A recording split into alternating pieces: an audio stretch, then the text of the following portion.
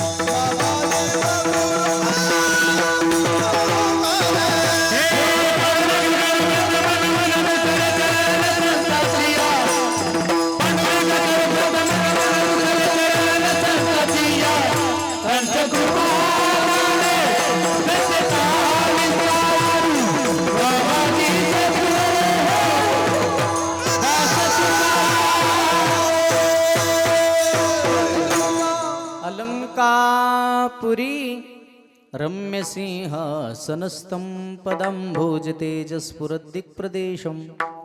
विधीन्द्रादिदेवैः सदा स्तूयमानं. समाधिस्थमूर्तिं भजे ज्ञानदेवं. नमो सद्गुरु तुकया ज्ञानदीपा. नमो सद्गुरु सच्चिदानंद रूपा. नमो सद्गुरु भक्त कल्याण मूर्ती. नमो सद्गुरु भास्करा पूर्ण कीर्ती.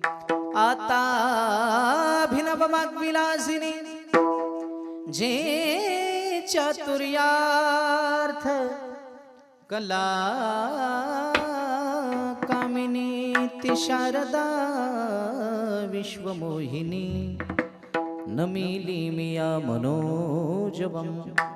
मारुततुल्यवेगं जितेन्द्रियं बुद्धिमतां वरिष्ठं. वातात्मजं वानरयूथमुख्यं श्रीरामदूतं शरणं प्रपद्ये. रामरायाच्या सेवका शरण आलो म्हणे तुका, शरण आलो म्हणे तुका, शरण आलो म्हणे तुका. शरण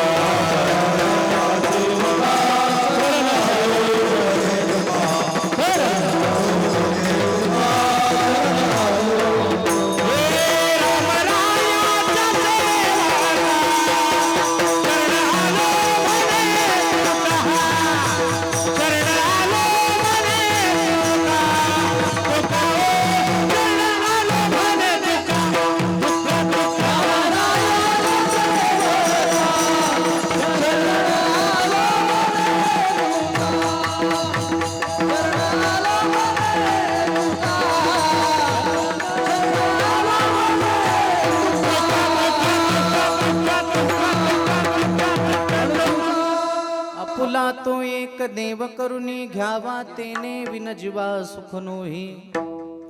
हे रती माईके दुःखाची जनती नाही आदी अंती अवसानी.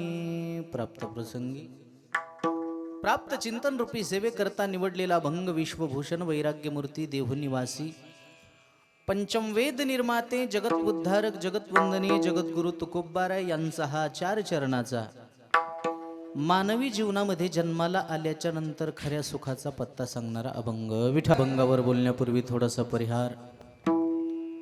कैलासवासी द्रौपदाबाई मंचकरावजी पवार यांच्या प्रथम पुण्य स्मरणार्थ आयोजित केलेला हा ज्ञानदान अन्नदान सोहळा कार्यक्रमाचे आयोजक संयोजक त्यांचे सुपुत्र श्रीमान बालासाहेब मंचकरावजी पवार, श्रीमान शिवाजी मंचकरावजी पवार व समस्त पवार परिवार ज्यांनी फोनवरून संपर्क केला आणि तुमच्या सर्वांच्या दर्शनाचा योग प्राप्त झाला.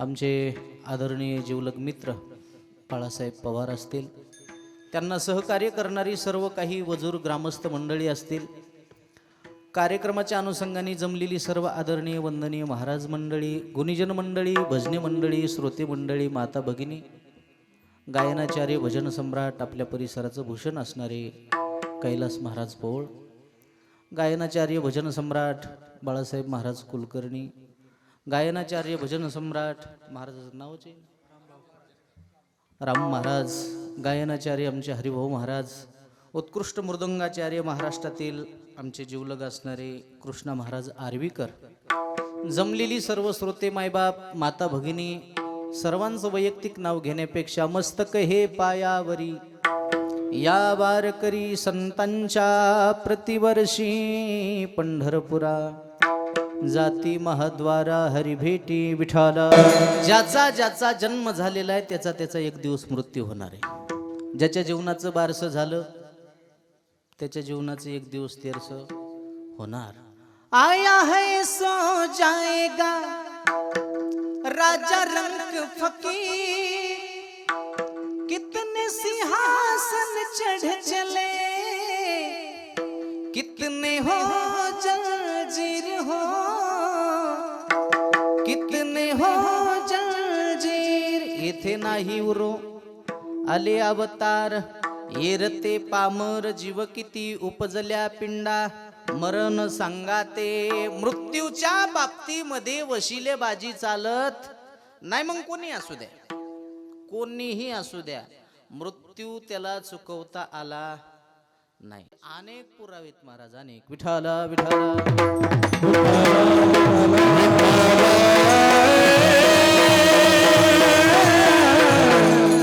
अर्जुनासारखा वीर ज्याचा बाप होता, ब्रह्मांडाचा धनी भगवान श्रीकृष्ण ज्याचा मामा होता, त्या अभिमन्यूला सुद्धा मरण चुकवता आलं नाही. याच्या पलीकडे काय सांगू आता. जगन्माता सीता ज्याची सून आहे, ब्रह्मांडाचा धनी श्रीराम ज्याचा पुत्र आहे, आणि देवाचा राजा इंद्र ज्याचा मित्र आहे, त्या राजा दशरथाला सुद्धा मरण चुकवता आलं. 4 पुत्र त्या दशरथा अंतकाळी, एकही नव्हता. अंतकाळाच्या वेळेस राजा दशरथाला पाणी पाजायला कोणी नव्हतं. ही देवाच्या बापाची अवस्था आहे. मग तुमचं आमचं कुठं घेऊन बसलात. विठाला विठाला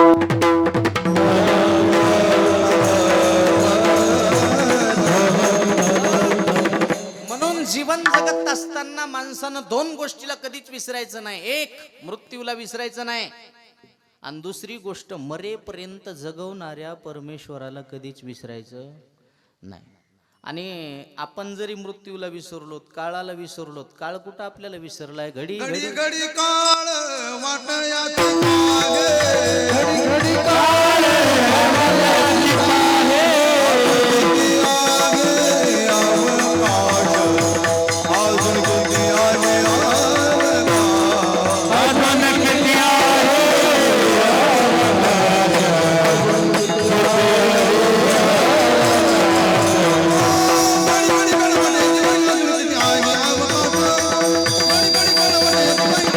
आगे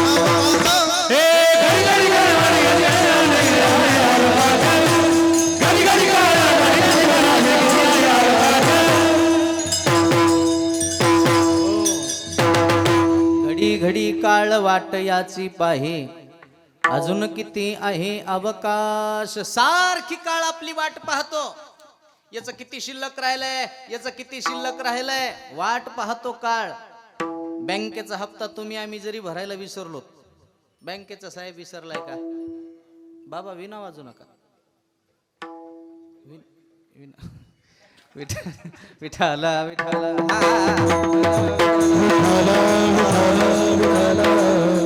बँकेचा हप्ता तुम्ही आम्ही जरी भरायला विसरलो तरी बँकेचा साहेब विसरला नाही. मला वाटतं अगोदरच मेसेज पडते का? हा, तसं काळाची सुद्धा नोटीस येत असती. तुम्ही म्हणता कस काय नोटीस येते?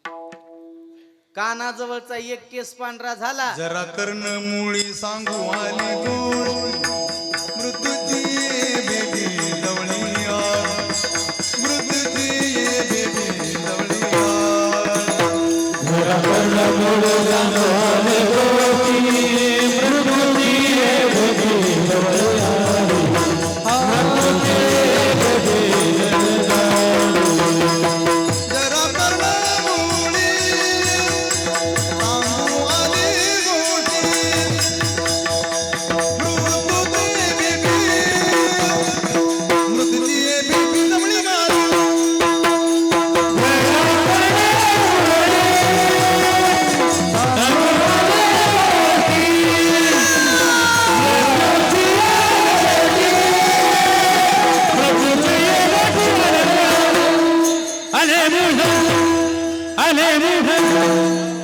जरा कर्णमुळी सांगो आली गोष्टी, मृत्यूची ये भेटी जवळी आली. महाराज म्हणले कानाजवळचा एक केस पांढरा झाला की मृत्यूची नोटीस आली. आणि हे सरासरी कोणाच्या ध्यानात येत? हे ध्यानात आलं फक्त रामायणामध्ये राजा दशरथाच्या. एक दिवशी राजाने आंघोळ केली, आरशात बघून मुकुट डोक्यात घालणार तेवढ्यात राजाच्या लक्षात आलं. राजा म्हणला, अरे कानाजवळचा केस पांढरा झालाय, आपल्याला मृत्यूची नोटीस आली, राहून तरी काय करायचं म्हणला. सगळं राज्य राजा रामाच्या हातात द्यायला तयार झाला. कधी कधी हा, पुन्हा एक केस पांढरा झाल्याच्या नंतर आपला एक तरी काळा राहिलाय का? पांढरे झालेले लोक काळे करायला लागले.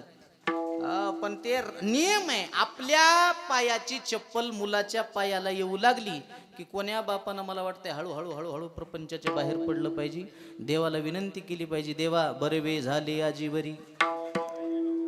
ते लेकर लेकर नाही पडिलो मृत्यूचे आहारी, वाचोनी आलो येथवरी, उरले ते हरी तुम्हा समर्पण. राहिलेला आयुष्य देवा मी तुमच्या परमार्थात नामचिंतनात घालवीन. मला वाटतं अशी प्रत्येकानं प्रार्थना करायला पाहिजे. विठाला विठाला. मृत्यूचा कालावधी माणसाला किती दिवसांना अगोदर कळतो? म्हणले राजा, मृत्यू माणसाला 6 महिन्यांना अगोदर कळतो. ते म्हणले कस काय कळत आहे? म्हणले आपण त्याचे काही लक्षण आहेत का? म्हणले आहेत ना लक्षणं, तुला सांगतो ऐक. आणि मग वैशंपायनानं त्या राजा जन्मंजयाला मृत्यूचे लक्षणं सांगितले. म्हणले काय लक्षण आहे? पहिलं लक्षण आहे राजा, सकाळी सकाळी जर सूर्याचा उदय झाला, स्वच्छ आकाश आहे, तू जर पूर्व दिशेला जर निघालास तर तुझी नैसर्गिकरित्या सावली पश्चिम दिशेला पडत असते. पण तीच सावली दक्षिण दिशेला पडलेली जर दिसली राजा, अशी विचित्र घटना ज्या दिवशी दिसली त्या दिवशीपासून समजून चालायचं 6 महिन्याला मृत्यू होणार. म्हणले दुसरं काय लक्षण आहे? दुसरं लक्षण आहे राजा, सकाळी सकाळी जर आंघोळ करायला बसलास, बादल्याची बादल्या जरी डोक्यावरून पाणी घेतलं तर हे 2 खांदे आणि मधला छातीचा भाग कोरडाची कोरडा राहतो. असं ज्या दिवशी तुला दिसलं त्या दिवशीपासून समजून चालायचं 3 महिन्याला मृत्यू होणार. म्हणले आणखीन, गंगेच्या पात्रातून तू जर निघालास, उन्हाळ्याचे दिवस आहेत, 1.5 फूट पाणी आहे, स्वच्छ वाळवंट आहे, त्या पाण्यामध्ये जर डोकावून पाहिलं तर माणसाला माणसाचं प्रतिबिंब दिसतंय. पण राजा सगळं दिसतं रे, हात पाय छाती पोट, मुंडकच जर दिसत नसल तर समजून चालायचं 1 महिन्याला मृत्यू. आता मला वाटेल उद्यापासून बरेच माणसं सावलीत बघतील काय की, आणि हे थोतांड नाही, हे मी नाही सांगत, ज्ञानोबराचा अभंग आहे कैलास महाराज. कानी घालून या बोट नाद जे पहावे न दिसता जाणावे 9 दिवस. माऊली म्हणले कानात बोट घाला, ऑपरेशन सारखा आवाज येते गुंग, असा आवाज जर नाही आला तर माऊली म्हणले न दिसता जाणावे 9 दिवस. डोळा घालून या बोट चक्र जे पहावे न दिसता जाणावे 7 दिवस. माऊली म्हणले डोळ्याला अशी बोट लावा, चक्र चक्र कलरची दिसते, आणि नाही दिसले तर न दिसता जाणावे 7 दिवस. दुसरं काय लक्षण, भोयाच्या गाठी न दिसता जाना. हे जे भोयाचे केस आहेत, भोयाच्या गाठी आहेत, त्या प्रत्येक माणसाला दिसतात. बघा तुम्ही दिसतात का नाही. आणि ज्या दिवशी भोयाचे केस भोयाच्या गाठी आपल्याला दिसल्या नाहीत त्या दिवशी समजून चालायचं आयुष्याची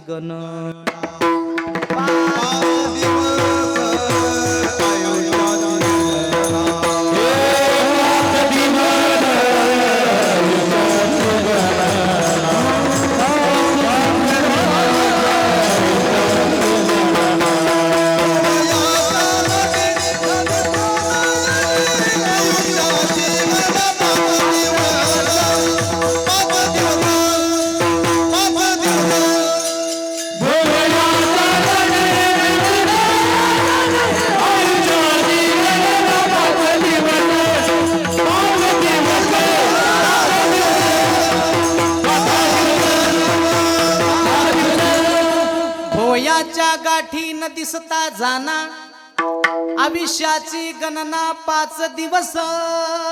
हो, नाही जरी दिसल्या तर समजून चालायचं गड्या, काळ आता फक्त आपला 5 दिवसाचा राहिलाय, 5 दिवसात आपण जाणार आहेत असं माणसानं समजून घ्यायचं.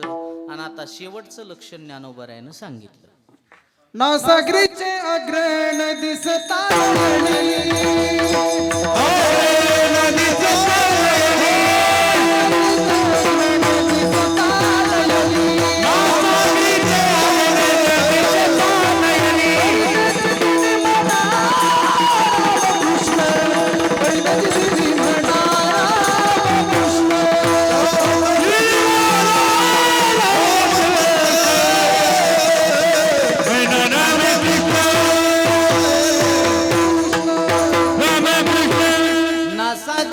अग्रन दिसता नयनी आणि म्हणा तेची दिनी रामकृष्ण. माऊली म्हणले हे नाकाचा शेंडा प्रत्येकाला दिसतंय, आणि ज्या दिवशी नाकाचा शेंडा आपल्याला दिसला नाही त्या दिवशी समजून चालायचं उद्या सकाळी नेहरीला आपण राहणार.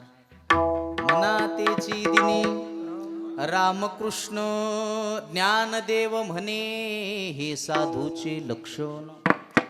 अंतकाळी आपण जाणावेगी, म्हणून 2 गोष्टीला विसरायचं नाही, मरेपर्यंत जगवणाऱ्या परमेश्वराला विसरायचं नाही, आणि दुसरी गोष्ट मृत्यूला कधी विसरायचं.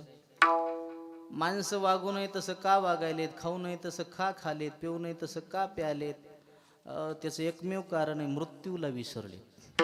काय माणूस किती दिवस जीवन जगला हे महत्वाचं नाही हो, माणूस जीवन जगला कसा हे महत्वाचं आहे. हम रहे ना मोहब्बत रहेगी, दास्ता अपनी दुनिया कहेगी, नाम रह जाएगा, नाम रह जाएगा, नाम रह जाएगा आदमी का. क्या भरोसा है इस जिंदगी का, क्या भरोसा है इस जिंदगी का, क्या भरोसा है इस जिंदगी का. क्या जिंदगी पकड़ी गया हाथ में आलंग तेरा का, रंग निकल जाएगा रोशनी का. क्या भरोसा है इस जिंदगी का, क्या भरोसा है इस जिंदगी का, क्या भरोसा है इस जिंदगी का. हो सत्ता नाही हती, कितीही संसार करा, प्रमाणात सगळ्याला पाठ आहे. दुःख बांधवडी संसार दुःख मूळ, चहूकडे इंगळ म्हणून थकलेला साधक तुकोबारायाकडे गेला आणि तुकोबारायला विचारलं, महाराज संसार करून थकलो, सुखाचा शोध केला. महाराज म्हणले, तुला सांगितलं कोण की संसारात सुख आहे म्हणून? संसारात सुख नाही म्हणले. मग मला आता सुखी व्हायचंय. सुखी होण्यासाठी महाराजांना एकच उपाय सांगितला, जेवढं तू संसारावर प्रेम करतोस तेवढंच प्रेम जर तू देवावर केलं तर देव पुढंच उभा राहील. आतापर्यंत संसाराला आपलंसं केलंस, आता देवाला आपलंसं कर. आपुला तो एक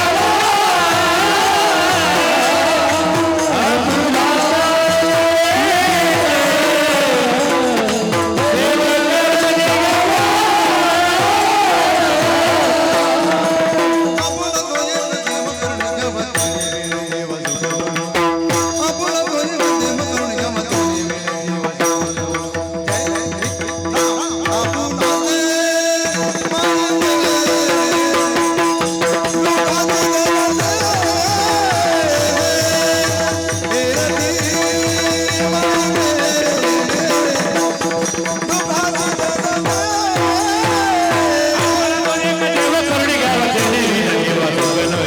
आपुला तो एक देव करून घ्यावा.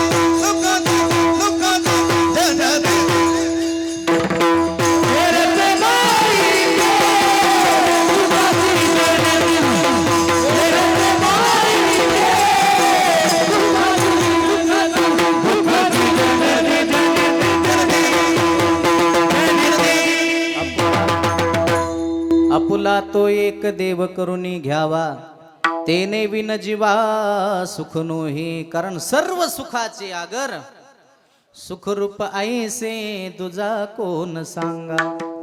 माझ्या पांडुरंगा सारिखा तो. आणि मला वाटते देवाची आठवण दुःखात करू नका हो. दुःखात तर सगळेच करते. खरी आठवण सुखात करा, तुमच्या जीवनामध्ये दुःखच येणार नाही. दुख में सुमिरन सब करे, सुख में करे ना कोई. जो सुख में सुमिरन करे, दुख काहे को होए कबीरा. दुःख काहे को होय. दुःख आल्याच्या नंतर देवाला कधी सांगू नका, देवा आमचं दुःख लय मोठं आहे. नाही नाही, दुःखाला सांगा आमचा देव लय मोठा आहे. ये मत कहो खुदा से मेरी मुश्किलें बड़ी हैं, इन मुश्किलों से कह दो मेरा खुदा बड़ा है। आती है आंधियां तो कर उनका खैर मकदम, तूफान से तू लड़ ले खुदा ने तुझे गढ़ा है। ये मत कहो खुदा से मेरी मुश्किलें बड़ी हैं, इन मुश्किलों से कह दो मेरा खुदा बड़ा है। खरी आठवण तुम्ही सुखात करा। दुसऱ्याच्या सुखामध्ये सुख माना आणि दुसऱ्याच्या दुःखामध्ये दुःख माना. सध्याच्या काळातला जर सर्वे केला तर माणसं स्वतःच्या दुःखानं जेवढे दुःखी नाहीत तेवढे दुसऱ्याच्या सुखानं दुःखी आहेत. आपल्याला राहायला घर नाही याचं दुःख नाही, दुसऱ्यानं चांगलं घर कसं बांधलं याचं दुःख आहे. आपला मुलगा दारुड्या आहे, आपला मुलगा पिणार आहे, याचं दुःख नाही. दुसऱ्याचं पोरग चांगलं कसं निघालं याचं दुःख आहे. जोपर्यंत तुम्हाला दुसऱ्याचं चांगलं दिसत नाही तोपर्यंत तुमचं चांगलं कवाच होत. भला किसी का कर न सके तो बुरा किसी का मत करना, पुष्प नहीं बन सकते तो तुम काटे बन कर मत रहना. चांगलं होत असेल तर करा, वाईट कधीच कोणाचं करू नका. दुसऱ्याचं एखादं काही झालं त्याच्यावर तोंड सुख घेऊच नका. तुम्ही किती धुतल्या तांदळाचे ते आपण आपलं परीक्षण करायचं. दुसऱ्याचं उघडं झालं म्हणून बोंबलायचंच नाही. बरोबर आहे का नाही? ज्या दिवशी तुम्ही दुसऱ्याचं वाटोळ झालं किंवा दुसऱ्याचं वाटोळ तुम्हीच करायला जाता त्या दिवशी तुमचं वाटोळ झाल्याशिवाय राहत. आमचे गुरुजी दृष्टांत सांगायचे, आळंदीला होतं त्यावेळेस. ते म्हणायचं दुसऱ्याचं वाटोळ करायला गेले आपलं वाटोळ कसं होते. ते एक बाई अशी एसटीतून खाली उतरली म्हणले. ते नवरा म्हणला कुठं गेलतीस का? ती म्हणली माहित नाही का तुम्हाला, किती दिवस झाले म्हणले आपल्या लग्नाला, मुलबाळ होत नाही, संतती होत नाही. ते म्हणला ते मला माहिती, तू कुठं गेलतीस? मी गेलते म्हणली एका वैदाकड, मांत्रिकाकड. काय म्हणला वैद?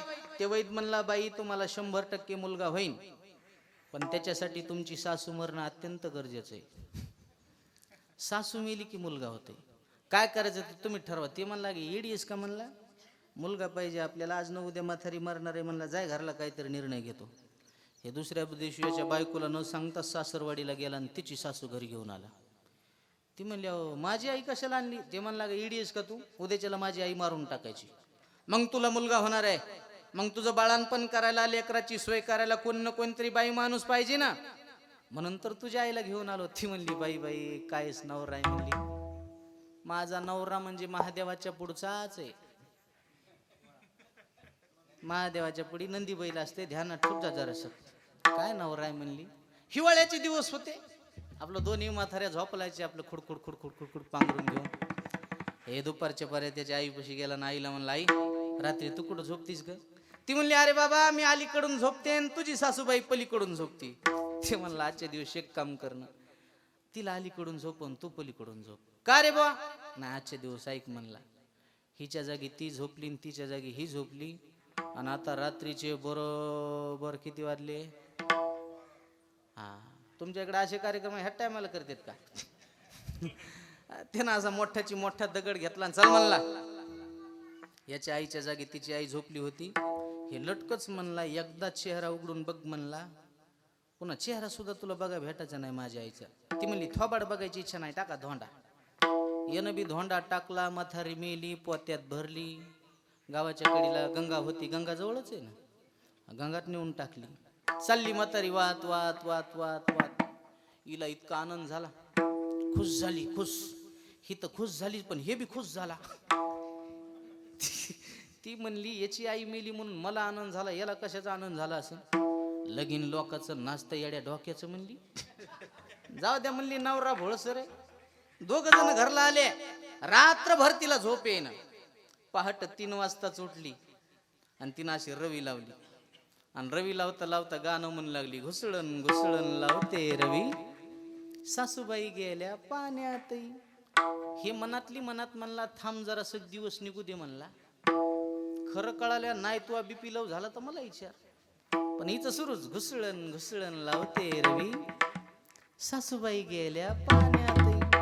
हे पहाट लवकरच गायची धार काढायला उठला गाईच्या खाली बसला, पाण्याची थाप काशीवर मारली आणि येणं बी गाणं सुरू केलं. दुदम दुदम दुबतो गाय पाण्यात गेली तू ही माय, घरात झोपली पठ्याची माय, विश्वास नसेल तर जाऊन पाय. आणि काच्या घाते मानिता संतोष, सुख दुःख दोष अंगालागे, सुख दुःख दोष अंगालागे.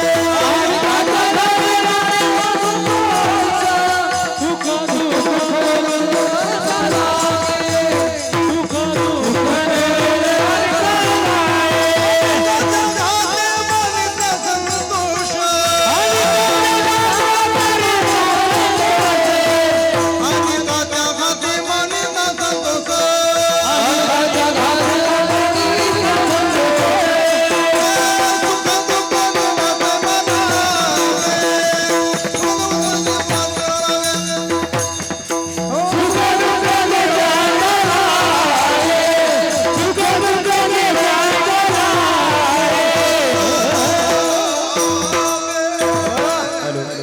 अनिकाच्या घाते मानिता संतोष आणि सुख दुःख दोष अंगा लागे.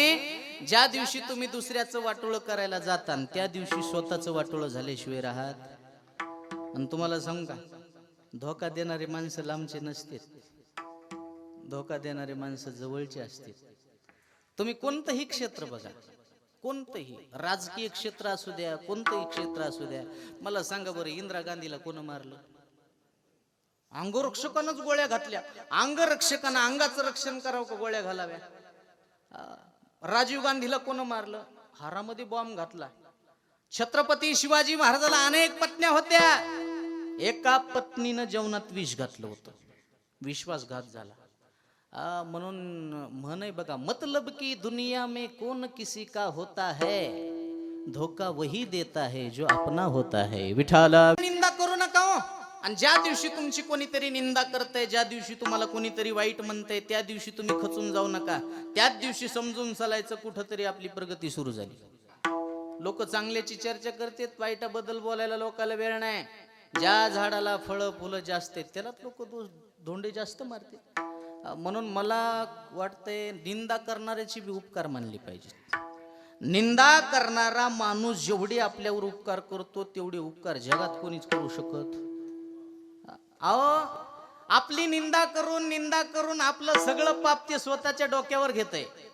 स्वतः नराचे तोंड साबणाची वडी, देहाची मासोडी सुद्धा धरी, देहाची मासोडी सुद्धा धरी. निंदकाचे तोंड साबणाची वडी, देहाची मासोडी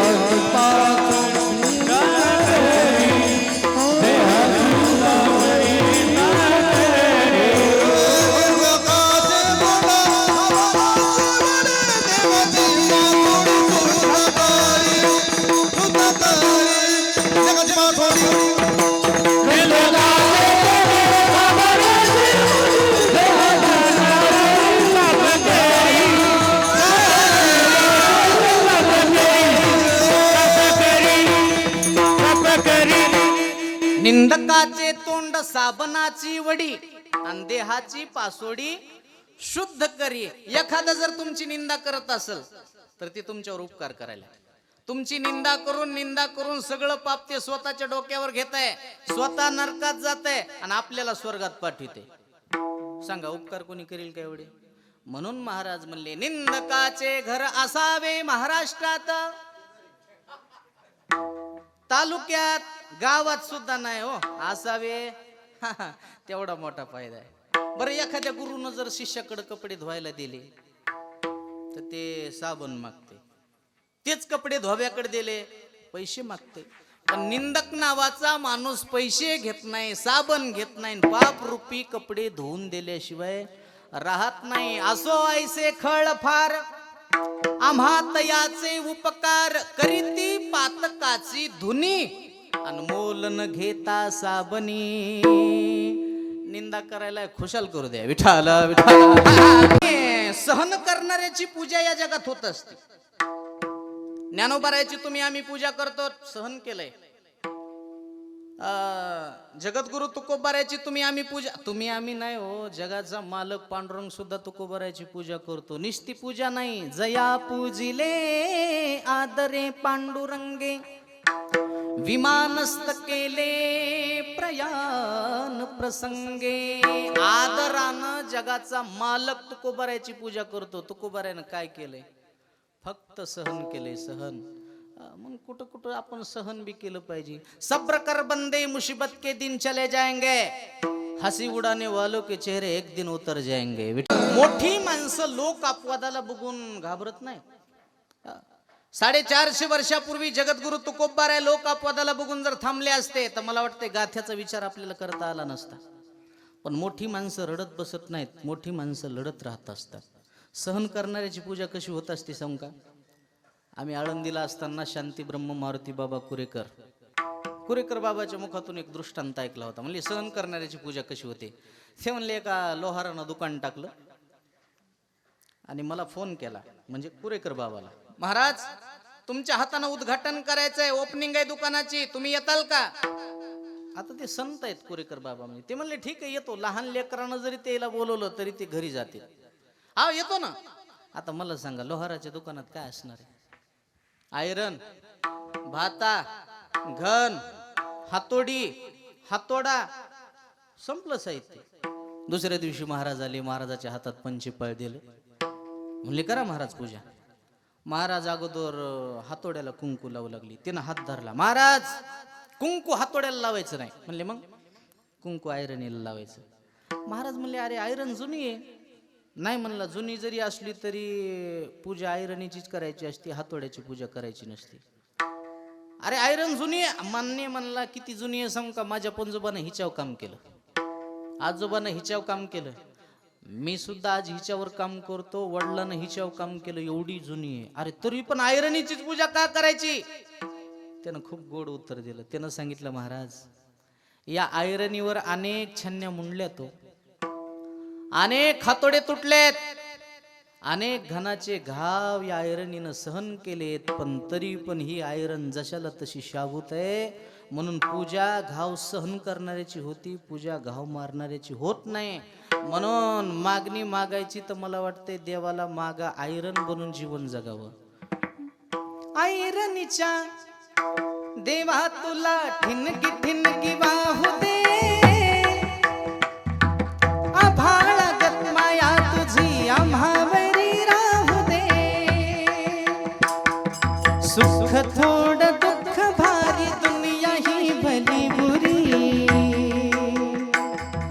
घाव बसून घावावरी सोसायाला झुंजायाला अंगी बळ येऊ दे. आयरनीच्या देवा तुला ठिणगी ठिणगी वाहू दे, हो आभाळागत माया तुझी आम्हावरी राहू दे. देवाला कोणा आपलंसं केलं एक दृष्टांत सांगतो. आज श्री संत सेना महाराजाची पुण्यतिथी. कोणाची? सेना महाराजाची. मग त्या सेना महाराजानं देवाला कसं आपलंसं केलं, एक 10 मिनिटात सेना महाराजाचं चरित्र तुमच्या पुढे ठेवतो, ऐका. विठाला विठाला माझ्याचे संताला जातीचा संबंध नाही. संत कोण्या बी जातीत जन्माला येऊ द्या. तुका म्हणे नाही जाती सवे काम, ज्याचे मुखी नाम तोची धन्य याता याती, धर्म नाही विष्णुदासा, निर्णय हा ऐसा वेदशास्त्री. तुका म्हणे यातीन होका तयाची, हे प्रमाण साधू संताचे. म्हणून परमार्थात 2 पाप सांगितले. परमार्थात आल्याच्या नंतर साधू संतांची निंदा करणे, आणि परमार्थात आल्याच्या नंतर एखाद्या वारकऱ्याची वैष्णवाची जात विचारणे. महाराज म्हणले हे 2 पाप ज्यानं केले त्याला नरकाशिवाय दुसरीकडे जागा भेटत नाही. नाही तर लय अवघड झालंय महाराज. सप्त्याची मीटिंग बसली, एक जण पळत येत आहे, थांबा आमचा पाहुणा आणायचा आहे सप्त्यात. मी सांगतो ते महाराज लावा लावा. हे का कांद्याचं रूप येतं काय? इथं जातीचा काही संबंध नाही. आणि जात कशाला म्हणायचं? जात असती ती इज्जत असती, आणि जात असती ती इज्जत असती. आलं का ध्यानात? पुन्हा एकदा ऐका. जात असती ती इज्जत असती, आणि जात असती ती इज्जत असती. मी जाऊ का घरला? गावात तुम्हाला किती इज्जत आहे त्याच्या तुमची जात कळती. आपल्या घरातल्या भाजीला तेल नसलं तरी चालतंय, पण आपल्या घराला इज्जत असली पाहिजे. आपला बाप गल्लीतून चालताना वरी मान करून गेला पाहिजे, खाली मान घालून नाही. जुना शब्द आहे खानदान. काय शब्द आहे? खाता काय दान देता काय याच्या तुमची खानदान अवलंबून आहे. विठाल सेना महाराज आहेत. सेना महाराज मूळचे महाराष्ट्रातलेच आहेत, पण पोट भरण्यासाठी त्यांचे आजोबा पंजोबा बांधवगडला जाऊन स्थायिक झाले. पोटासाठी जावं लागते. यारो पेट बडा बाका सबको लगा दिया धोका. पोटासाठी बांधवगडला गेले. सेना महाराजाच्या वडिलाचं नाव आहे देवीदास महाराज, आडनाव आहे वैद्य. सेना देवीदास वैद्य. आणि आईचं नाव आहे प्रेम कुंवर. आणि सेना महाराजाच्या धर्मपत्नीचं नाव आहे सुंदराबाई. थोडक्यात सांगतो. सेना महाराजाचे वडील देवीदास महाराज आणि विश्वमाऊली ज्ञानोबारायांचे वडील विठ्ठलपंत कुलकर्णी हे दोघही जण गुरुबंधू होते. काशीमध्ये रामानंद स्वामीकडं विठ्ठलपंत कुलकर्णी आणि सेना महाराजाचे वडील देवीदास महाराज शिकत होते. आणि रामानंद स्वामीने दररोज सांगायचं, बाबा रे, आपण किती जरी वेदांताच्या गप्पा मारल्या, किती जरी ब्रह्माचं झाड उभं केलं, तरी पण आता ब्रह्मांडाचा धनी जगाचा मालक पंढरपुरात आहे. कधीतरी पंढरपूरला जा आणि देवाचं दर्शन करा. तुका म्हणे जन्मा आल्याचे सार्थक. जन्मासी येऊनी पहारे पंढरी, जन्मासी येऊनी पहारे पंढरी, जन्मासी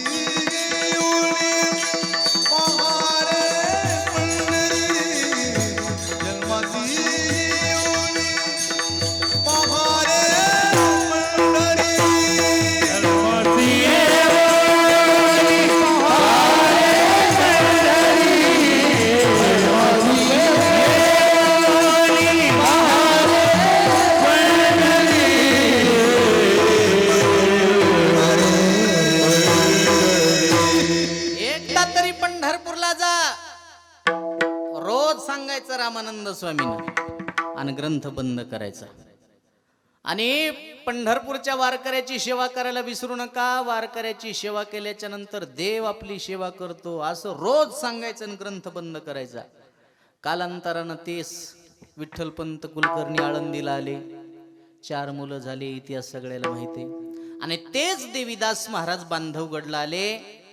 उदयसिंह नावाचा एक राजा होता. त्या राजाच्या दरबारामध्ये देवीदास महाराजाकडे हजामत करण्याची सेवा आली. देवीदास महाराजांना हजामत करायची. कालांतरानं देवीदास महाराजाला मुलगा झाला. त्याचं नाव ठेवलं सेना. सेना महाराज हळूहळू मोठे झाले.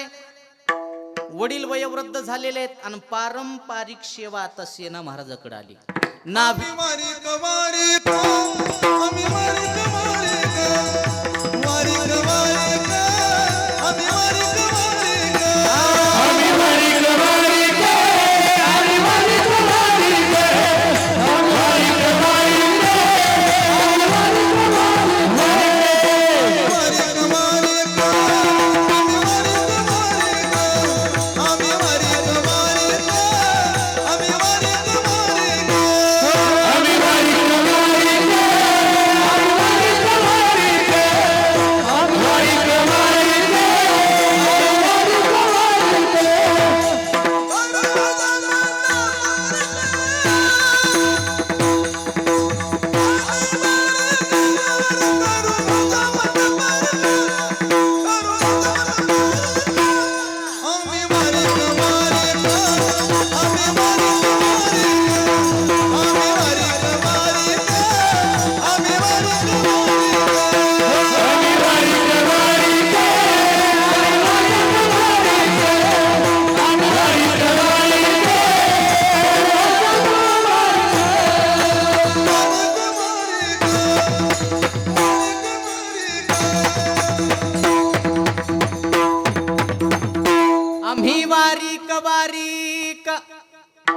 हजामत करू आता कशी का करेना पण वारीक शब्द मात्र आणलाच, कारण सेना महाराज होते. नाभियाचे वंशी जन्म दिला ऋषिकेशी, प्रतिपाळावे धर्मासी व्यवहारासी नसंडी. काय जीवन होतं महाराज सेना महाराजाचं. दुपारी 12 वाजेपर्यंत हजामती करायच्या.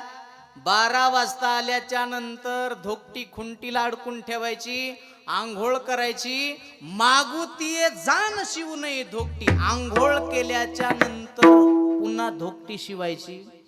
हे त्याचा नियम होता. आता आपण कोणत्याच नियमामध्ये बसत, ते नियमच आहे. आता मी तर काही माणसं रात्री 12 वाजता कटिंग करणारे शहरात पाहिले दुकानात. आता नियम ते न सांभाळावं का आपण सांभाळावं हेच कळ ना विठाला. सेना महाराज होते. पारंपरिक सेवा सेना महाराजाकडे आलेली आहे. आणि सेना महाराजाकडे अशा माणसाची सेवा आली, उदयसिंह राजा, त्याचा मुलगा रामसिंह राजा. आणि त्या रामसिंह राजाची अशी अवस्था होती, जन्मताच त्याला शरीराला कोड होती शरीराला. आणि ते राजा उन्हात गेला की त्याच्या शरीराची आग व्हायची आणि त्याचा राग ते दुसऱ्यावरच काढायचा. अशा माणसाची सेवा सेना महाराजाकडे आली. सेना महाराजाचे वडील देवीदास महाराज थकलेले आहेत आणि एक दिवशी सेना महाराजाला बोलून घेतलं. सेना जी बाबा, अरे मी थकलो बाबा, आता पारंपरिक सेवा तुझ्याकडे आलेली आहे, पण जाता जाता एक सांगतो सेना, आयुष्यात मी कधी पंढरपूरला गेलो नाही, पण माझे गुरुजी सांगायची एकदा तरी पंढरपूरला जा, एकदा तरी पंढरपूरला जा. कार्य व्यापामुळे सेना मला जाणं झालं नाही. माझी इच्छा पूर्ण कर, पंढरीची वारी कर. वारकरी जर बांधवगडला आले तर वारकऱ्याची सेवा करायला विसरू नको. वारकऱ्याची सेवा केल्याच्या नंतर देव आपली सेवा करतो. आणि दुसरी गोष्ट, पंढरपूरला तर जाच, पण आळंदीला माझे गुरुबंधू विठ्ठलपंत कुलकर्णी यांचे 4 मुलं आहेत, 4ही लेकरं अधिकारी आहेत. त्या लेकराची एकदा भेट घे. वचन दिलं, प्राण सोडून दिला. कोण? सेना महाराजाच्या वडिलांना. आता पारंपरिक सेवा सेना महाराजाकडे आलेली आहे. बापानं सांगितलं होतं वारकऱ्याची सेवा करायला विसरू नको. प्रसंग एके दिवशी असा घडला, 20-25 वारकऱ्याची दिंडी बांधवगडला गेली. सेना महाराजाचा एक असा नियम होता, कोणताही वारकरी जर गावात आला तर त्या वारकऱ्याला घरी बोलून न्यायचं, फुकट त्याची हजामत करायची, जेवू घालायचं आणि दक्षिणा देऊन वाट लावायचं. हा नियम होता सेना महाराजाचा. 20-25 वारकऱ्याची दिंडी आलेली आहे आणि ती पूर्ण दिंडी सेना महाराजानं घरी नेली आणि वारकऱ्याच्या हजामती सुरू केल्या. इकडं ते रामसिंह नावाचा राजा होता का, त्या राजाला लहर झाली हजामत करण्याची. त्यानं सेवकाला बोलवलं, सेवकाओ जी मालक, सेनाला बोलून घ्या, माझी हजामत करायची. ठीक आहे. सेवक पळत गेले, पळत आले आणि सेवकानं आवाज दिला, सेना. सेना महाराज वारकऱ्याची हजामती करू लागली. दारात धर्मपत्नी होती सुंदराबाई. सुंदराबाई, सेना कुठे आहे? तिनं सांगितलं, आमच्या घरी वारकरी आलेत, वारकऱ्याच्या हजामती सुरू आहेत. सेनाला म्हणा आत्ताची आत्ता राजेसाहेबांना बोलवलेलं आहे हजामत करायची. तिनं सांगितलं धाडून देते, पण वारकऱ्याच्या हजामती झाल्याच्या नंतर ती सेना महाराजाची बायको होती. इमानदारीनं आताची बायको असती तर ती म्हणली असती, काय वारकरी चोळीत बसलास, 5-25 साहेब 1000 देते तू जाय निघून. पण ती सेना महाराजाची बायको होती. वारकऱ्याच्या हजामती झाल्याच्या नंतर पाठवून देते. वापस आले व सेवक आणि राजाला चाहडी केली, लावून दिलं. राजेसाहेब आला का रे सेना? नाही आला मालक. मग? अहो त्याच्या घरी वारकरी आलेत म्हणा. आणि त्याची बायको म्हणली वारकऱ्याच्या हजामती झाल्यावर पाठवून देते, आणि तुमच्यापेक्षा वारकरी लय मोठे आहेत का? तुमच्या तुकड्यावर हे लहानाचं मोठं झालं आणि हे तुम्हालाच आज शहाणपणा शिकवित आहे. याला आगीत रॉकेल टाकणं म्हणायचं. बरेच माणसं असे आहेत. राग आला होत्या कोणाला? राजाला. राजा म्हणला आत्ताची आत्ता शेण्याला बांधून आणा आणि आपल्या दारात आणून फाशी द्या. सेवक धावत पळत निघाले. त्याला तितकंच पाहिजे होतं. सेना महाराजाला धरून आणण्यासाठी सगळे सेवक निघाले, पण पंढरपूरच्या जगाच्या मालकाच्या लक्षात आलं, काय केलं माझ्या सेनानं? फक्त पंढरपूरच्या वारकऱ्याच्या, माझ्या वारकऱ्याच्या हजामती केल्या म्हणून सेनेला एवढी शिक्षा? होऊ देत नाही. पंढरपूरच्या मालकानं दणकन विटेवरून खाली उडी मारली, शेणा महाराजाचं रूप घेतलं आणि शेणा महाराजाच्या रूपामध्ये त्या झोपड्यात अडकवलेली धोकटी देवानं आपल्या बगलात अडकवली आणि देवानं शेणा महाराजाच्या रूपात येऊन राजाला मुजरा केला. मुजरा सरकार, एवढ्या बार गुन्हा माफ करा, कारण मालक येण्यासाठी उशीर झाला, लेकर बाळ तुमच्या कृपेच्या आधारावर उपस्थित, मालक एवढ्या बार गुन्हा माफ करा. ठीक आहे, माफ केलं राजानं. आणि चल हजामत सुरू कर. देवानं चंद्रभागेचं पाणी सोबत नेलं होतं आणि देवानं हजामत सुरू केली. कोणाची? राजाची. हजामत सुरू झाली. त्या काळात काय आता स्प्रे नव्हता हे तणनाशक सारखा, ती वाटी होती, वाटीत पाणी टाकलं कोण? देवानं. हजामत करता करता राजानं त्या वाटीत डोकावून पाहिलं, तो वाटीत चतुर्भुज रूपात देव दिसायला.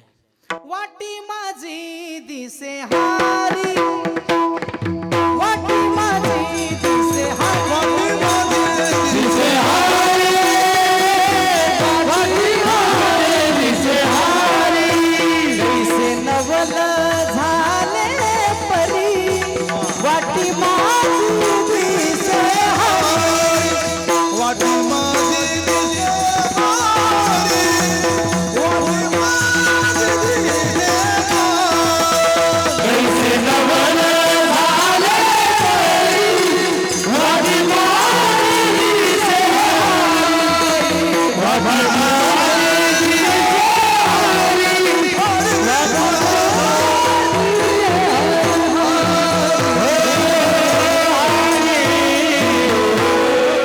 कैसे नवल झाले परी, वाटी माझी दिसे हरी. वाटीत डोकावून पाहिलं राजानं तर चतुर्भुज रूपात देव दिसायलाय. पाठीमाग पाहिलं तर शेणा दिसायलाय. काय व्हायलंय राजाला तर काहीच कळत नाही. हजामत पूर्ण झाली आणि मग शेणा महाराज म्हणले, मालक काय कमी जास्त असेल तर पाहून घ्या बरं का. आरसा पुढे केला. काय पुढे केला? आरसा. आणि आरशात पाहिलं तर आरशात सुद्धा कोण दिसायलाय? मुख पाहता दर्पणी, आत दिसे चक्रपाणी. जैसे तैसे दावी आरसा, जैसे तैसे दावी आरसा, जैसे तैसे दावी आरसा, जैसे तैसे दावी आरसा. नकट्या तैसा पालने, नकट्या तैसा, नकट्या तैसा पालने रे, नकट्या तैसा पालने, जैसे तैसे दावी आरसा, जैसे तैसे दावी आरसा.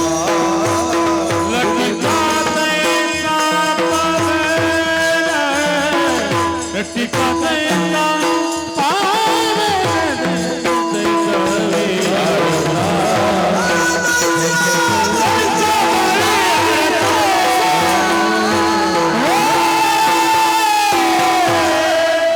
आरशात पाहिलं तर आरशात सुद्धा देव दिसायला. काय करावं राजाला कळत नाही. हजामत पूर्ण झाली आणि मग शेणा महाराज म्हणले, शेणा महाराज म्हणजे कोण? देव. शेणा महाराज म्हणले, राजे सरकार थोडासा वेळ आहे, झोपा, मालिश करतो. आणि मग राजाची मालिश सुरू केली. कोण? देवानं शेणा महाराजाच्या रूपात चमत्कार घडला. जन्मताच जी राजाच्या शरीराला कोड होती का, देवाचा हात लागल्याबरोबर कोड दूर झाली. कांती सोन्यासारखी चमकायला लागली राजाची. राजानं पाहिलं, शेणा काय चमत्कार. अनेक वैद्याला दाखवलं, डॉक्टरला दाखवलं, माझ्या शरीराची कोड जात नव्हती. शेणा काय तुझे उपकार आहेत, सांग तुला काय देऊ, तुझ्यावर मी प्रसन्न आहे. कशाचा चमत्कार मालक? बोलास अन फुलास. माझा हात तुमच्या शरीराला लागण्यास आणि तुमच्या शरीराची कोड जाण्यास एकच झाली. तसं काही नाही मालक. नाही शेणा, तुझ्यावर प्रसन्न आहे, काय देऊ सांग. काही नका मालक. अरे सांग. 2 उंजळ सोन्याच्या मोहरा जगाच्या मालकानं आपल्या राजानं घेतल्या आणि त्या शेणा महाराजाच्या धोकटीत टाकून दिल्या. शेणा महाराज बाहेर आली, म्हणजे देव बाहेर आला आणि गुप्त झाला आणि तीच धोकटी शेना महाराजाच्या झोपडीत नेऊन अडकवली. तर कारण ती VIP होती ना, ती स्पेशल राजासाठी होती. गणलेल्या कात्रीन गणलेले वस्त्रे आपल्यासाठी असतात ते राजासाठी स्पेशल होती ती. आणि 11 वाजता ओरिजिनल शेना महाराजाच्या हजामती वारकऱ्याच्या पूर्ण झाल्या. आणि मग बायको म्हणली, मालक सकाळी 8 वाजता राजाच्या राजवाड्यावर निरोप आला होता. काय आला होता? तुम्हाला राजवाड्यावर बोलवलंय. मग तू काय म्हणलीस? मी म्हणलं वारकऱ्याच्या हजामती झाल्या, पाठवून देते. शेना महाराजांना हाणून घेतलं. काय केलंस म्हणले तू? आधी ते राजा गरम डोक्याचं, आता काय करतय काय माहित, फाशी देत आहे आपल्याला. शेना महाराज पळत निघाले. पुन्हा तीच धोकटी आपल्या बगलात अडकवली. कोणती? देवानं झोपड्यात अडकवलेली तीच अडकेली. आणि पुन्हा ओरिजिनल शेना महाराज राजापाशी आले आणि लोटांगणच घातलं. मालक एवढ्या बार गुन्हा माफ करा, पुन्हा असा गुन्हा होणार नाही. लेकर बाळ तुमच्या कृपेच्या आधारावर पोचतेत मालक, एवढ्याच बार गुन्हा माफ करा. राजा म्हणला, शेण्या डोक्यावर परिणाम झाला का तुया? काय झालं? अरे सकाळीच 8 वाजता आलास, हजामत केली. नाही ना मालक, चेष्टा करू नका गरीबाची. असं पुन्हा नाही शेना. हे बघ काय तुझे उपकार आहे शेना. तुझा हात लागल्याबरोबर माझ्या शरीराची कोड गेली शेना, कांती सोन्यासारखी चमकायला लागली. बघ ना तुझे काय उपकार आहेत. खरंच पाहिलं, राजाची शरीराची कोड गेली. अरे चेहरा बघ, तू हजामत केलीस. चेहरा पाहिला तर हजामत झाली. शेना महाराज भारावून गेले. आणि राजा म्हणला, शेना तू काहीच घेईन गेलास म्हणून मुकाट्या तुझ्या धोकटीमध्ये 2 ओंजळ सोन्याच्या मोहरा टाकल्या. धोकटी उघडून बघ ना. आणि मग शेना महाराजांना धोकटी उघडली तर 2 ओंजळ सोन्याच्या मोहरा दिसल्या. ओतिल्या मोहरा त्याचे मोजून दाव करा, करी सलाम करी जोगार दरबारात, झाला सेना पंढरीना. त्या मोहरा देवाच्या धोकटीमध्ये टाकलेल्या त्या पाहे डोळ्याला धारा लागल्या. शेना महाराज खाली बसले आणि रडायला लागले शेना महाराज. आणि त्या धोकटीत देवाचं दर्शन झालं. आणि देव म्हणला, शेना तुझ्यासाठी मी शेना होऊन याची हजामत केली. ढसढसा शेना महाराज रडायला लागले. आणि मग राजा शेना महाराजाला म्हणला, शेण्या अरे काय झालं रडायला तुला? शेना महाराज म्हणले, माफ करा मालक, पण आज मला मरतानाचा माझा बाप आठवला मालक. माझा बाप मरता मरता मला म्हणून गेला होता, शेण्या वारकऱ्याची सेवा केल्याच्या नंतर देव आपली सेवा करतो. पांडुरंगाची शपथ घेऊन सांगतो मालक, तुमची हजामत करायला मी आलोच नाही. मी वारकऱ्याच्या हजामती करू लागलो मालक, पण माझ्या रूपात माझ्या जगाच्या मालकानं तुमची हजामत केली मालक. राजा म्हणला, शेण्या वाटायचं रे मला. अरे ते आरसा पाहिल्याच्या नंतर आरशात देव दिसायचा रे, वाटीत पाहिल्याच्या नंतर वाटीत देव दिसायचा. शेना महाराज म्हणले, भाग्यवान होतात मालक तुम्ही, म्हणून तुम्हाला माझ्या अगोदर माझ्या जगाच्या मालकाचं दर्शन झालं. माझ्या बापाला मला नाही झालं, ते तुम्हाला झालं. आता माफ करा, इथून पुढे मी कोणाची हजामत करणार नाही आणि माझ्या मालकाला कोणाची हजामत करू देणार नाही. नोकरीचा राजीनामा त्याच दिवशी राजीनामा शेना महाराजानं दिला. आणि शेना महाराज पंढरपूरला पायी पायी आले. शेना महाराज आले, पांडुरंगाचं दर्शन घेतलं, विटेवरच्या मालकाचं दर्शन घेतलं, आणि नामदेवरायाचं दर्शन घेतलं. नामदेवरायाला सगळा इतिहास सांगितला. नामदेवरायानं विचारलं, सेना घरदार सोडून पंढरपूरला आलास, तेवढे उपकार आहेत देवाचे माझ्यावर मालक. माझ्यासाठी देव न्हावी झाला म्हणून उपकार झाले. मला आज कळालं की संसारात किती जरी धडपड केली तरी संसार आपला नाही.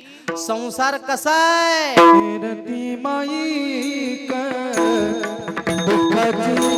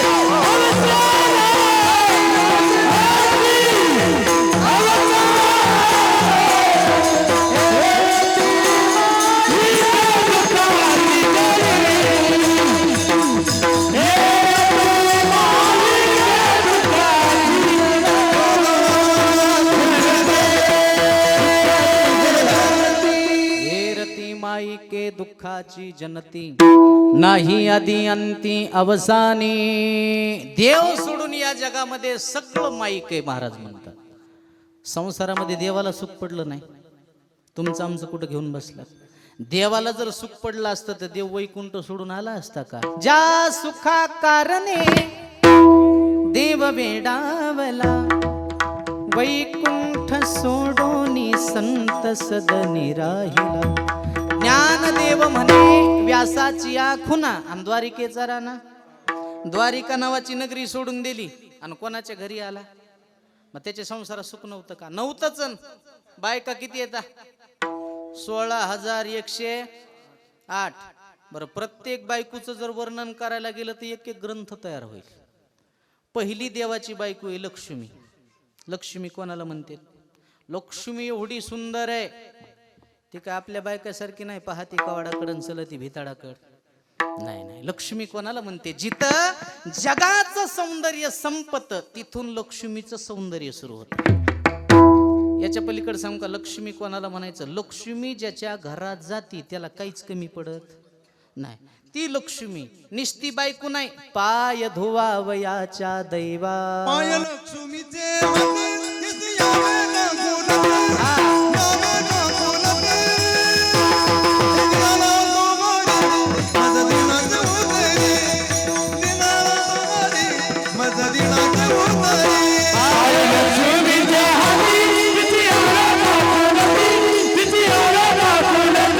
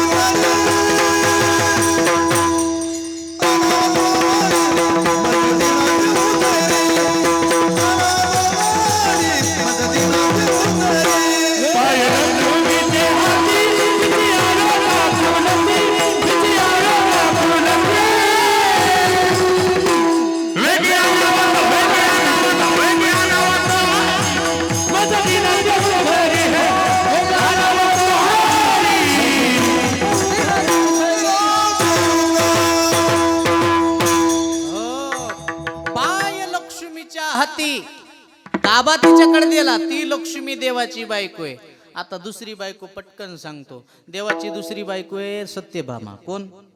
आणि सत्यभामा किती श्रीमंत होती सांगू का? लक्ष्मी तर श्रीमंतच आहे, पण सत्यभामेची श्रीमंती सांगतो. सत्यभामेनं माहेरातून मणी आणला होता. कोणता? समंतक मणी. आणि त्या समंतक मण्याचा चमत्कार होता, 8 भार सोनं देत होता. किती भार?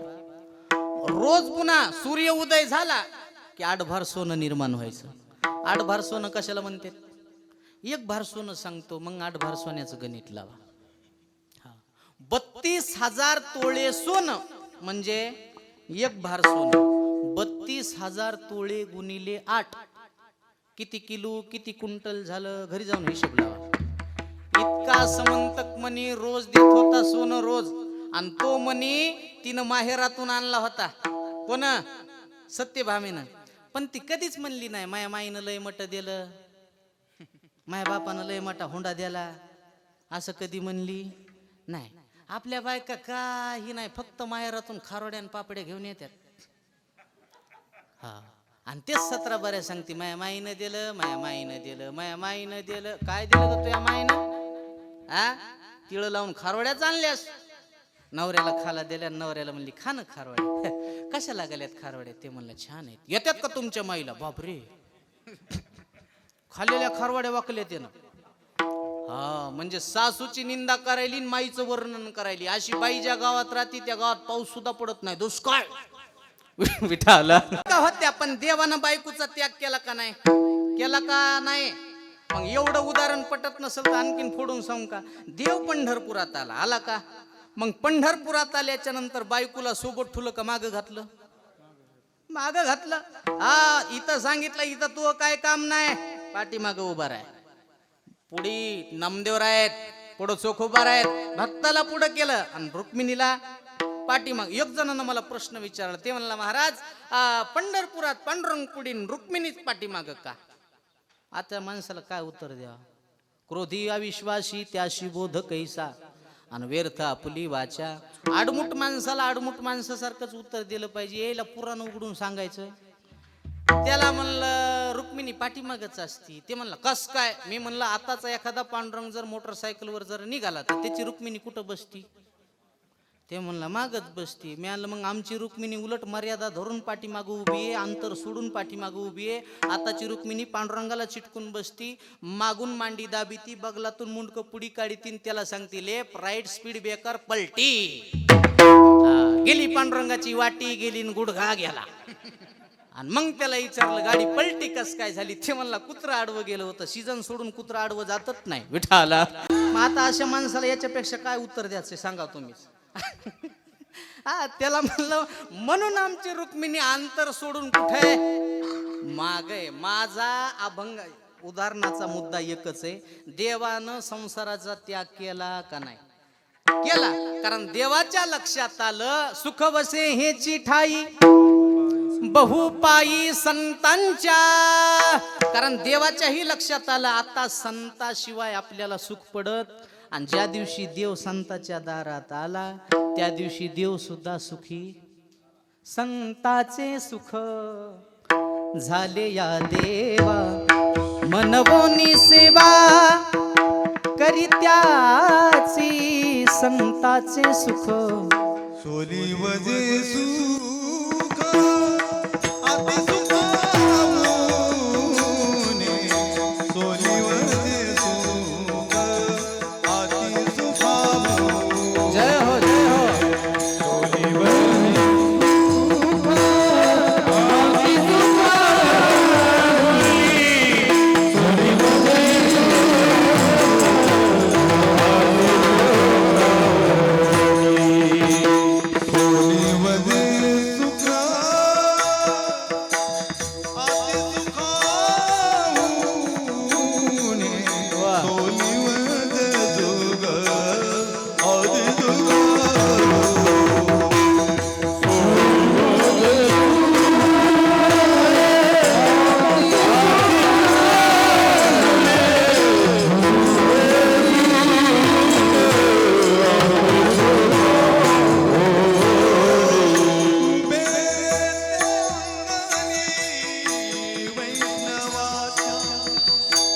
जय हो.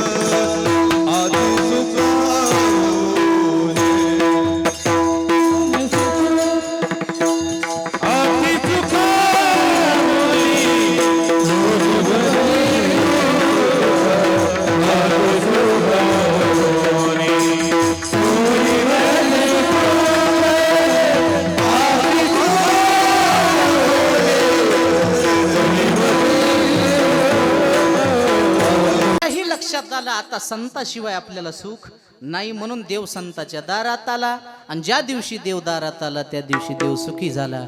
आणि म्हणून साधू संतांना उपदेश केला, बाबा रे येरती माईके दुःखाची जनती नाही आधी अंती अवसानी. म्हणून आता एकच करा, देवाला आपलंसं करा.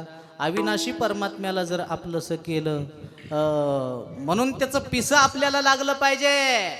अविनाश करी अविनाश करी अपनी आईचे अविनाश करी अपनी आईचे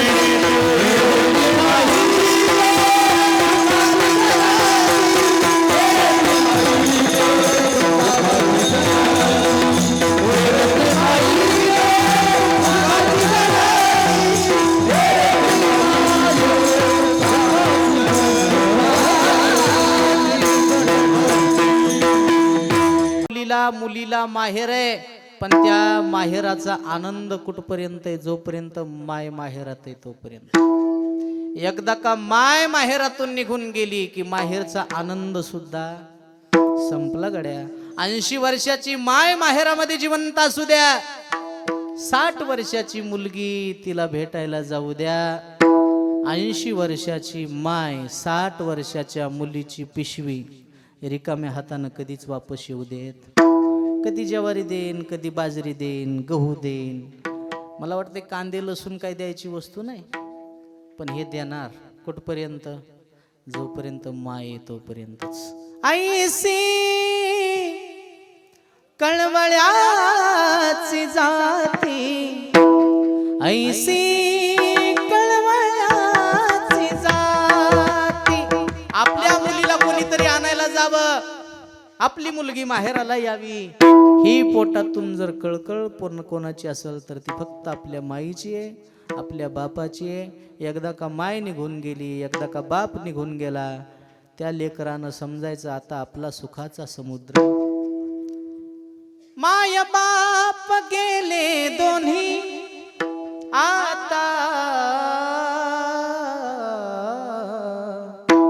उरले नाही कोणी. निस्वार्थ तुमच्यावर प्रेम करणारे दोनच देव आहेत, एक तुमची माय आणि एक तुमचा बाप. अशा काही माई, असे काही बाप मी जीवनामध्ये पाहिलेत. आपल्याला झालेला रोग, आपल्याला झालेली बिमारी स्वतःच्या पोरापासून लपवली हो. पोराला जास्त पैसे लागतील दवाखान्यात. एक जणाची माय थोडी पातळ खात होती, दवाखान्यात नेलं. डॉक्टरनं सांगितलं साहेब तुमच्या आईला अन्ननलिकेचा कॅन्सर आहे. त्यानं सांगितलं साहेब 6 महिन्यापासून मी दवाखान्यात घेऊन येत होतो, तुम्ही आज सांगालात की आमच्या आईला कॅन्सर आहे. त्यानं सांगितलं साहेब मी 6 महिन्यापूर्वी तुमच्या आईला म्हणलं होतं, पण ही गोष्ट ज्या दिवशी तुमच्या आईला मी सांगितली त्या दिवशी तुमच्या आईनं माझा हात हातात धरला आणि सांगितलं डॉक्टर साहेब मला कॅन्सर झालाय हे तुम्ही मला सांगितलं, पण माझ्या मुलाला नका सांगू. का साहेब? गरिबी परिस्थिती हो त्याची, त्याच्या डोक्यावरचं कर्ज आताच संपलंय. त्याला जर कळालं तर स्वतःचं शेत इकीन, औरंगाबादला, पुण्याला, मुंबईला घेऊन जाईन, पण मला दुरुस्त करण्याचं काम करीन साहेब. पण मी तुम्हाला सांगते आता मला राहून तरी काय करायचंय, आता मी मेले तरी चालतंय, पण माझ्या मुलाला कर्जबाजारी होऊ देणार नाही. एवढं प्रेम निस्वार्थ जर कोण करत असेल, मुलगा दुखी होऊ नये याच्यासाठी मरायची वेळ आली तरी चालतंय, पण माझा मुलगा सुखी राहायला पाहिजे, हे निरपेक्ष अंतःकरणानं आशीर्वाद फक्त आपली मायच देऊ शकते, जगात दुसरं कोणी देऊ शकत नाही. म्हणून एखाद्या वेळेस जर माईचे ना आपले भांडणं झाले, कधी बायकाईमुळे होतं असतात या गोष्टी, पण अंतःकरणातून तिचं तुमच्यावर प्रेम असते. एखाद्या वेळेस बोलणं जरी बंद झालं, परभणीला गेलात, यायला उशीर झाला, तर तीच माय फलाण्याजवळ जातील, म्हणती फलाण्या आमच्या पोराला फोन लावून बघ रे, याला उशीर झालाय, कस काय आला नाही. तेवढी कळकळ फक्त तुमच्या आईचीच आहे. आणि ती एकदा का जीवनातून निघून गेली की आपली आठवण काढणारं आणि आपली आता वाट पाहणारे या जगात आता कोणी उरलं नाही. तेवढी जर देव जर दैवत जर कोणता असेल तर ती आपल्या माय आहे. आणि ती माय आजच्या दिवशी 1 वर्ष त्या माय माऊलीला पूर्ण झालं. आणि त्या माय माऊलीला या नारदाच्या गादीवरून विनम्र मनोभावे अभिवादन करतो. पवार परिवारानं गोड गोडसं केलेलं कार्यक्रमाचं आयोजन नियोजन या परिवाराला द्यावे तितके धन्यवाद. बाळासाहेबांना फोन केला, फोनवरून संपर्क केला, तुमच्या सर्वांच्या दर्शनाचा योग प्राप्त झाला. बऱ्याच दिवसांनी मी वजूरमध्ये आलो. मला वाटतं अशोकरावांना बऱ्याच वेळेस संपर्क केला होता. सेवा ही बऱ्याचशा इथं झालेल्या आहेत, नाही असं नाही, पण पुनश्च एकदा योग आला. बाळासाहेबाला धन्यवाद. झालेली सेवा मारुतीरायाच्या चरणी. ज्ञानोबाराय, तुकोबाराय, सुखोबाराय, शेना महाराज, सावता महाराज, नरहरी महाराज, गोरोबा काका, जनाबाई, सकुबाई, अष्टादश सकल संत मंडळीच्या चरणी सेवा समर्पित करतो. थांबतो. ज्ञानेश्वर माऊली.